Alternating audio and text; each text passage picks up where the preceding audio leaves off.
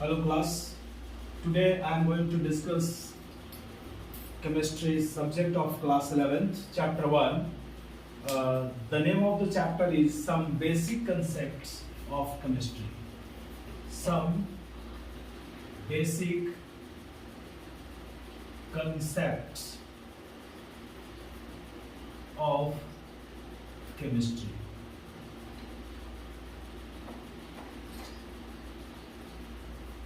This is the name of the chapter. Some basic concepts of chemistry, chapter 1.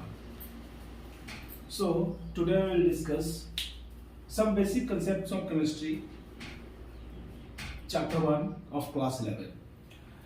So let us start from the term chemistry.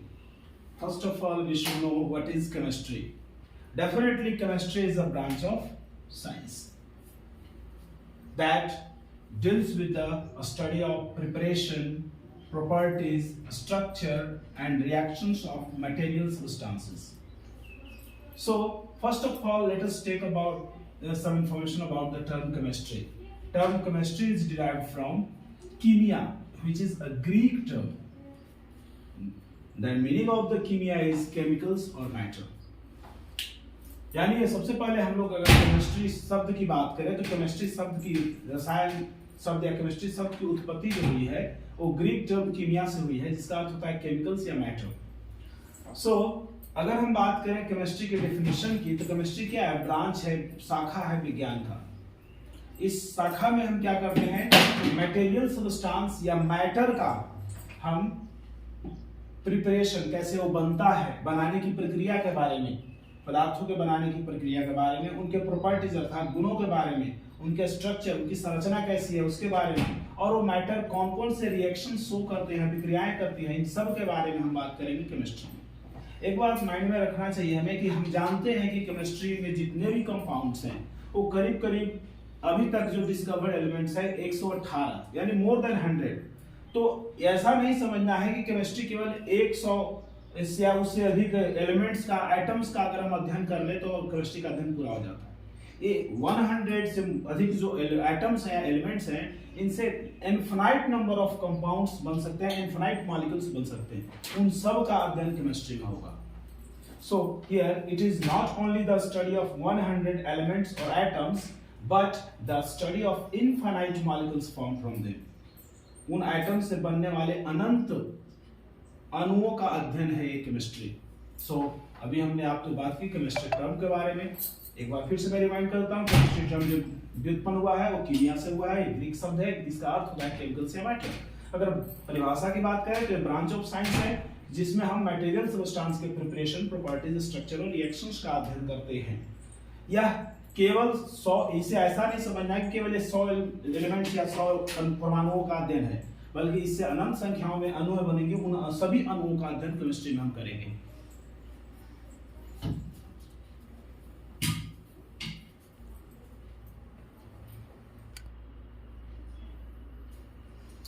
Now we are going to discuss development of chemistry. So जब हम chemistry के as a subject की विकास की करें, अगर हम बात करें कि केमिस्ट्री एक विषय के रूप में कैसे विकसित हुआ तो इसकी अपनी कहानी है। उदाहरण के तौर पर पहला पॉइंट जो हमने कहा है कि केमिस्ट्री अपने आप विकसित नहीं हुआ। केमिस्ट्री एक लोगों की उत्सुकता के कारण विकसित हुआ है। मुख्य रूप से देखा जाए तो दो उत्सुकताएं ऐसी थी लोगों में, दो ऐसे इंटरेस्टिंग फैक्ट्स थे, थिंग्स थे जिनके बारे में लोग जानना चाहते थे। So chemistry is not a very old branch of science. It mainly developed as a result of search of two interesting things. यानी कि केमिस्ट्री का, रसायन विज्ञान का जो विकास हुआ है दो इंटरेस्टिंग चीजों के खोज के कारण हुआ है। ये अपने आप विकसित नहीं हुआ, लोग इन दो चीजों के बारे में जानना चाहते थे। सुना, साहित्य बहुत सारे लेखों में उन्होंने पढ़ा, बहुत सारे स्रोतों से वे लोग जानते थे कि कुछ ऐसा एक जो इंटरेस्टिंग फैक्ट है, थिंग है, वो है पारस स्टोन या फिलोसफर्स स्टोन। इस फिलोसफर स्टोन की खासियत होती है कि it can convert any base metal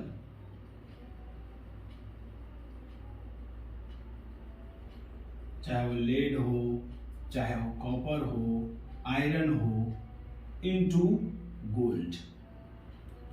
यानी ऐसा प्रचलित था पुराने समय में कि एक ऐसा पत्थर होता है जिसे हम फिलोसफर स्टोन या पारस स्टोन पत्थर कहते हैं, जो किसी भी बेसिक मेटल को, किसी भी धातु को क्या कर सकता है, चाहे वो लेड हो, कॉपर हो, आयरन हो, उसको सोने में बदल सकता है, गोल्ड में बदल सकता है। ऐसा लोगों का मानना था। और उस पत्थर को खोजने के चक्कर में बहुत सारे ऐसे केमिकल वर्क किए, बहुत सारे रसायन विज्ञान के क्षेत्र में कार्य किए गए, जिसके कारण अल्टीमेटली केमिस्ट्री एक सब्जेक्ट के रूप में धीरे धीरे विकसित होता गया। इसके बाद दूसरा जो इंटरेस्टिंग फैक्ट था वो एलेक्सीर ऑफ लाइफ, अर्थात अमृत। आपने पढ़ा होगा भारतीय साहित्य में अमृत का जिक्र मिलता है। कहा जाता है कि देवताओं ने अमृत छल से, असुरों से अमृत छीन लिया और पी के अमर हो गए और असुर बेचारे ठगे रह गए। तो उस अमृत की खोज में, यानी अमृत क्या है, एक ऐसा लिक्विड है, एक ऐसा सब्सटेंस है जिसे पी करके, एक ऐसा ड्रिंक है जिसे पी करके इमोर्टलिटी प्राप्त होती है। तो एलेक्सिर्स ऑफ लाइफ प्रोवाइड्स इमोर्टलिटी, यानी अमरता, अमरत्व की प्राप्ति होती है इस द्रव से। एक ऐसा द्रव है जिससे हमें अमरत्व की प्राप्ति होती है। तो इन दो चीजों को, इन दो इंटरेस्टिंग रोचक चीजों को खोजने के इस चक्कर में, खोजने के प्रक्रिया के क्रम में केमिस्ट्री धीरे धीरे विकसित होता गया। और मुख्य रूप से देखा जाए तो केमिस्ट्री मेनली जो डेवलप हुआ है, मेनली केमिस्ट्री का डेवलपमेंट एल्केमी के रूप में हुआ और आइट्रोकेमिस्ट्री के रूप में हुआ, और जनरली 1300 से 1600 ईस्वी के आसपास में, सी या AD, after death of Christ. ठीक है, तो यानी कि ईसा मसीह के जन्म के बाद की बात हम कर रहे हैं, उसका समय जो है उसे हम सी या एडी कहते हैं। तो यानी कि अभी जो चल रहा है 2023 एडी, यानी कि ईसा मसीह के जन्म के बाद का समय है। तो वही 1300 से 1600, यानी कि आज से लगभग 400 से 500 साल पहले क्या हुआ, ये डेवलप हुआ एल्केमी के रूप में और आइट्रोकेमिस्ट्री के रूप में। यहां दो टर्म यूज हुआ है, एल्केमी एंड आइट्रोकेमिस्ट्री। एल्केमी का मतलब है सिंपल प्रैक्टिसेस। एल्केमी एक ऐसा ट्रेडिशन है जिसमें बेस एलिमेंट्स को हम गोल्ड में कन्वर्ट करने की कोशिश करते हैं, और बहुत सारे प्रोसेसेस होते हैं, लेकिन एल्केमी की शुरुआत एल्केमी के रूप में ही हुआ केमिस्ट्री का। और इस तरह के एल्केमी का अध्ययन करने वाले, प्रयोग करने वाले जो लोग उस समय एल्केमिस्ट कहलाते थे। इसके बाद आइट्रोकेमिस्ट्री। आइट्रोकेमिस्ट्री जो है, इसके द्वारा डिजीज का सॉल्यूशन निकाला जाता था with the help of chemistry. तो this is the combined branch of medicine and chemistry. So here it is the branch combination of medicine plus chemistry. This is called iatrochemistry. So resolution of development of medicines using chemical processes, or you can say that solution of disease related problems with the help of chemistry is called iatrochemistry. And alchemy is the tradition where various types of processes are involved, like conversion of base metals into gold. Metallurgy is also included in that, and many other processes are involved in that. So in primitive form of chemistry is alchemy and iatrochemistry, which was introduced in 1300 to 1600 AD. यानी कि रसायन विज्ञान जो शुरुआत हुआ वो बहुत ही प्राचीन अवस्था में शुरू हुई 13वीं से 16वीं शताब्दी के आसपास में, और ये जो है एल्केमी और आइट्रोकेमिस्ट्री के रूप में शुरू हुआ। अगर हम बात करें आज जैसा केमिस्ट्री है, मॉडर्न केमिस्ट्री, आधुनिक जो रसायन विज्ञान है, वो आकार धीरे धीरे लिया। कब लिया? 18वीं शताब्दी में। 18th सेंचुरी आते आते यूरोप में क्या हुआ, केमिस्ट्री आधुनिक रूप में विकसित हुआ, और ये तब हुआ जब अरब के लोगों ने अपना एल्केमी का ट्रेडिशन, अपनी एल्केमी की परंपरा वहां इंट्रोड्यूस किए। कहां? यूरोप में। तो यूरोप में केमिस्ट्री को लाने का श्रेय अरब लोगों को जाता है। क्योंकि इन्होंने ही अपना एल्केमिकल ट्रेडिशंस कहाँ लॉन्च किया, यूरोप में लॉन्च किया, और धीरे धीरे यूरोप में केमिस्ट्री मॉडर्न रूप में विकसित होता गया।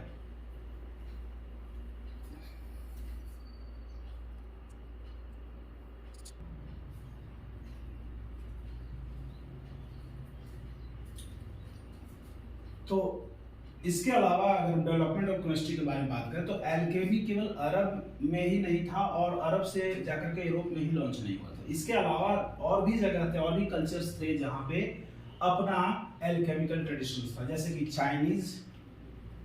चाइना में भी एल्केमी का एक ट्रेडिशन अपना था, और इंडिया में भी एल्केमी का अपना एक ट्रेडिशन था। सो एल्केमिकल ट्रेडिशन चाइना में भी था, इंडिया में भी था, उस समय अरब में भी था, जो आगे चल करके 18वीं शताब्दी के आसपास में लॉन्च हुआ यूरोप में। तो इस तरह से एल्केमी केमिस्ट्री एशिया में भी है, चाइना इंडियन कल्चर के रूप में था उस समय तक, और इसके बाद फिर यह अरब में भी था, अरब से फिर होते हुए यूरोप तक पहुंचा था एल्केमी केमिस्ट्री, जो आगे चल करके मॉडर्न केमिस्ट्री की नींव का काम करता है। किया। अब हम बात करें तो India chemistry in ancient India में केमिस्ट्री का नॉलेज कैसा था, किस रूप में था, वो हम लोग जानने की कोशिश करते हैं। तो इंडियन एंशिएंट इंडिया में केमिस्ट्री को दूसरे नामों से जाना जाता था। वो नाम था रसायन शास्त्र, रस क्रिया या रस विद्या। इन तीनों में से कोई भी नाम से जाना जाता था, यानी ये तीन अलग अलग नाम थे। एंशिएंट इंडिया में केमिस्ट्री को इन तीन नामों से जाना जाता था। और केमिस्ट्री में उस समय बहुत तरह के प्रोसेसेस शामिल थे, बहुत तरह की प्रक्रियाएं की जाती थी, जैसे मेटलर्जी का काम किया जाता था। मेटलर्जी मतलब एक्सट्रैक्शन ऑफ मेटल्स। इसका मतलब होता है कि हम मेटल्स का यानी कि धातुओं का निष्कर्षण कैसे करते हैं, धातु को अयस्कों से निकालने की प्रक्रिया, और से मेटल को एक्सट्रैक्ट करना। इसके अलावा मेडिसिन, डिजीज क्योरिंग केमिकल्स के बारे में या ड्रग्स के बारे में जानकारी थी कुछ न कुछ, और इस पे भी काम होते थे उस समय। Cosmetics, perfumes and powders and makeup items वगैरह भी बनाया जाता था। इसके अलावा ग्लास वर्क्स भी कॉमन थी उस समय। ग्लास के जो फेयर्सिस वगैरह बनते थे, जो कि ऑर्नामेंट्स, ग्लास के गहनों के रूप में उपयोग होता था। पॉटरी भी उस समय होता था कि बर्तन भी कई प्रकार के बनाए जाते थे, उन्हें रंगा जाता था। कलरिंग एजेंट्स, डाई, इसका भी उपयोग किया जाता था कि डिफरेंट प्रकार के मेटल ऑक्साइड्स को यूज किया जाता कलर करने के लिए, खास करके ग्लास वर्क्स एंड पॉटरीज को रंगा जाता था। इसके अलावा और भी बहुत सारे प्रोसेसेस थे जो एंशिएंट इंडिया में इसकी जानकारी लोगों को थी। अब कुछ एविडेंसेस की बात करेंगे हम, कुछ सबूत, प्रूफ की बात करेंगे, जिससे पता चलेगा कि एंशिएंट इंडिया में किस हद तक केमिस्ट्री विकसित था।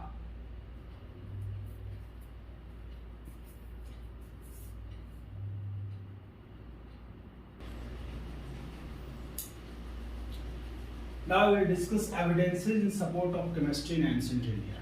यानी प्राचीन भारत में केमिस्ट्री का क्या एविडेंस है, केमिस्ट्री के नॉलेज होने का क्या एविडेंसेस हैं, क्या सबूत हैं, उनके बारे में हम स्टडी करेंगे। तो सबसे पहले हम इंडस वैली सिविलाइजेशन की बात करते हैं। इंडस वैली सिविलाइजेशन,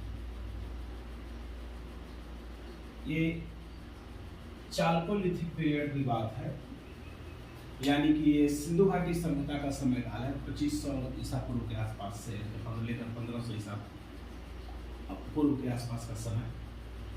तो जब हमने इस पीरियड का इंडस वैली सिविलाइजेशन के कुछ स्थलों जैसे मोहनजोदड़ो और हड़प्पा की खुदाई की, सिस्टमेटिक एक्सकेवेशन मतलब खुदाई करना, जब खुदाई की गई, इनकी स्थलों को खोदा गया, तो उस खुदाई के दौरान हमें कुछ ऐसे एविडेंसेस मिले जिसके आधार पे हमें ये मानना पड़ेगा कि उस समय भी केमिस्ट्री की जानकारी थी लोगों को और लोग उसका उपयोग करते थे।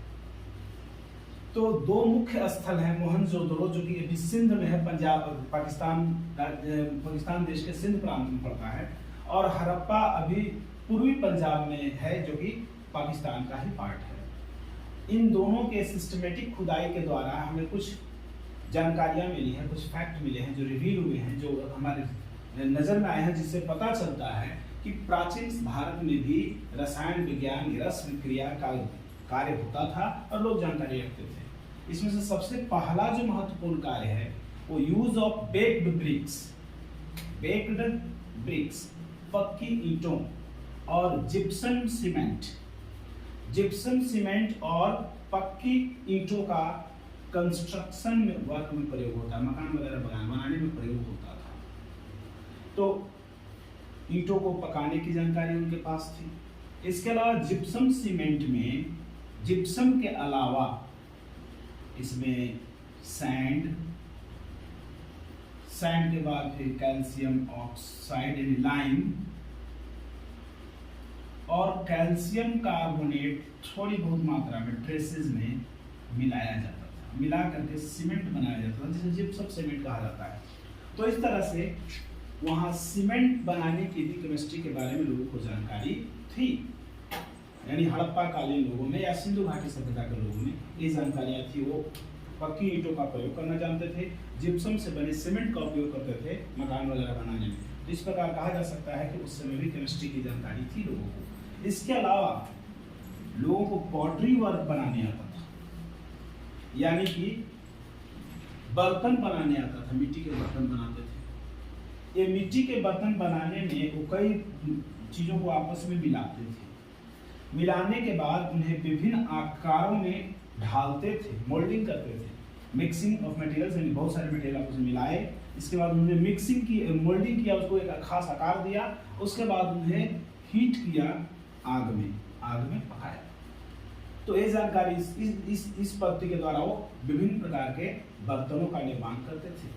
इसके अलावा फियांस मेकिंग भी करते थे। फियांस एक प्रकार का ग्लास वर्क था, जैसे चूड़ियाँ वगैरह बनाना, या फिर बर्तन पे ही ग्लेजिंग करना, टीन का, यानी टीन के द्वारा चमक उत्पन्न करना, टीन से बर्तनों को ऊपर से पेंट करना। तो इस तरह से ग्लेज करके विभिन्न डिजाइन बनाते थे बर्तनों पे। तो फियांस वर्क करते थे, ग्लास वर्क करते थे, और इनका सजाने के उपयोग, इस तरह के बर्तनों का उपयोग सजावट में होता था। इसके अलावा इन्हें कॉपर की मेटलर्जी पता थी, अर्थात उन्हें कॉपर के ओर से, अयस्क से कैसे हम कॉपर निकालेंगे इसकी जानकारी उनको थी। तो इस तरह से हम कह सकते हैं कि सिंधु घाटी सभ्यता के लोगों में केमिस्ट्री की अच्छी खासी जानकारी थी। इसके अलावा भी बहुत सारी जानकारियां उनके पास थी जो beyond of the scope of study है, जिसे चर्चा किया जाए तो काफी समय लगेगा। लेकिन मोटा मोटी इन सारी चीजों को आप समझ सकते हो, इनसे आपको स्पष्ट रूप से पता चल सकता है कि इंडस वैली सिविलाइजेशन, जो कि काफी पुराना समय है, यानी 2500 ईसा पूर्व से लेकर 1500 ईसा पूर्व का समय है, उस दौरान भी इंडियंस में, यानी भारतीयों में केमिस्ट्री की अच्छी खासी जानकारी थी।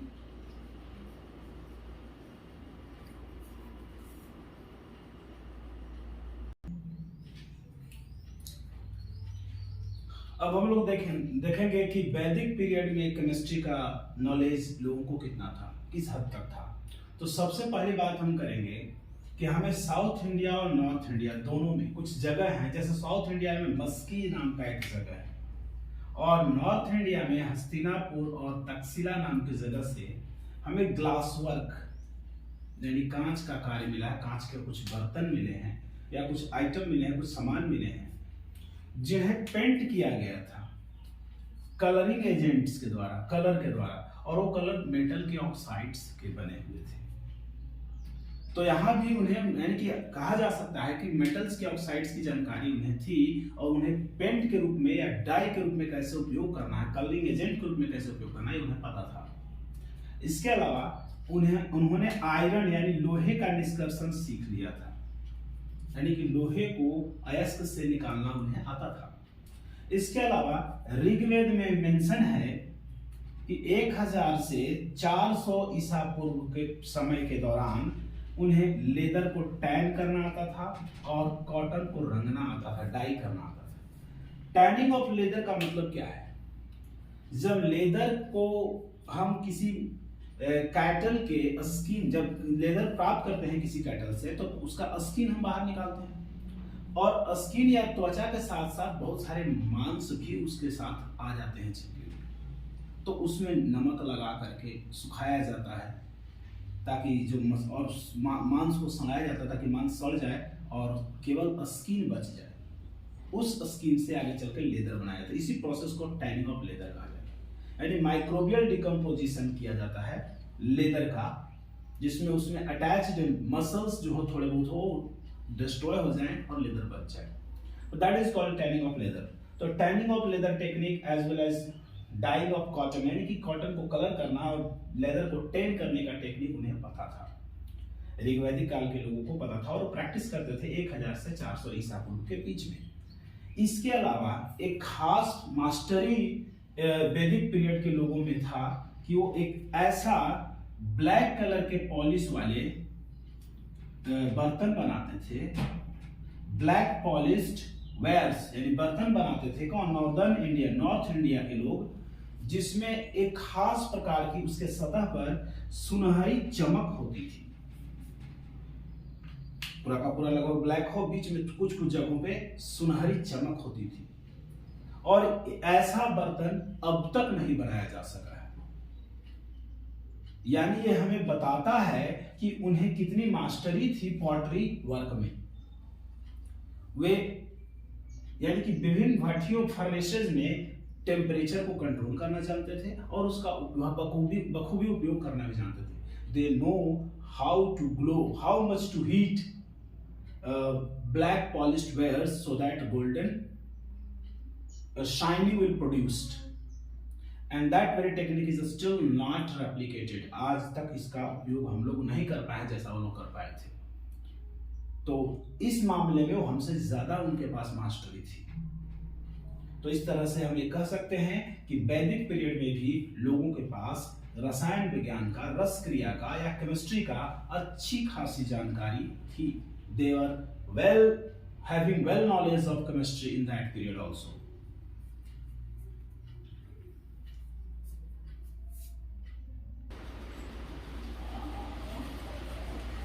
अब हम लोग एंशिएंट इंडिया के कुछ इंपॉर्टेंट बुक्स के बारे में पढ़ेंगे और उनका रसायन विज्ञान के साथ क्या संबंध है इसके बारे में हम जानेंगे।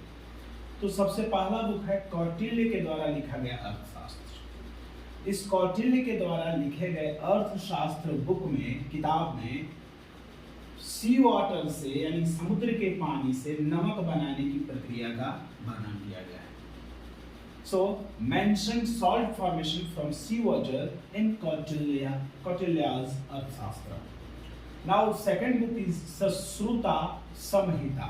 सश्रुत संहिता एक अदर दूसरी बुक है जिसमें एल्कलीज का यानी क्षारों का क्या महत्व है उसके बारे में व्याख्या की गई है।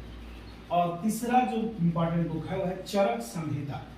इस चरक संहिता में प्रिपरेशन के बारे में जानकारी दी गई, बनाने के क्या बनाना, तो H2SO4 यानी सल्फ्यूरिक अम्ल कैसे बनाया जाएगा, HNO3 नाइट्रिक अम्ल कैसे बनाया जाता है, ऑक्साइड्स कॉपर, टिन और जिंक के ऑक्साइड्स बनाने के बारे में जानकारी इसमें है, और कॉपर, जिंक और आयरन के सल्फेट्स बनाने की प्रक्रिया के बारे में वर्णन है, और लेड और आयरन के कार्बोनेट्स बनाने की प्रक्रिया के बारे में वर्णन है किसमें, चरक संहिता में। इस तरह से कुछ इंपॉर्टेंट बुक्स पढ़ने के बाद अब हम लोग कुछ इंपॉर्टेंट केमिस्ट्स के बारे में पढ़ेंगे और उनके द्वारा लिखी गई पुस्तकों के बारे में पढ़ेंगे, जिनसे हमें प्राचीन भारत में रसायन विज्ञान के नॉलेज के बारे में पता चलेगा।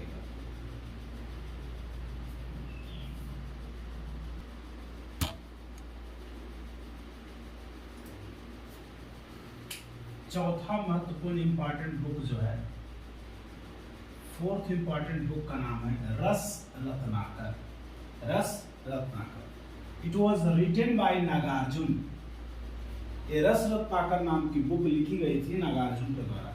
नागार्जुन एक महान भारतीय वैज्ञानिक थे, केमिस्ट, रसायन शास्त्री भी थे, एल्केमिस्ट भी थे और मेटलर्जिस्ट भी थे, यानी कि मेटल के एक्सट्रैक्शन की भी अच्छी जानकारी रखते थे, धातुओं के डिस्कशन के बारे में इनकी जानकारी अच्छी थी, और एल्केमी का भी ज्ञाता थे और केमिस्ट्री के तो जानकार थे। इन हिज बुक, उन्होंने अपने बुक रस रत्नाकर में वर्णन किया है।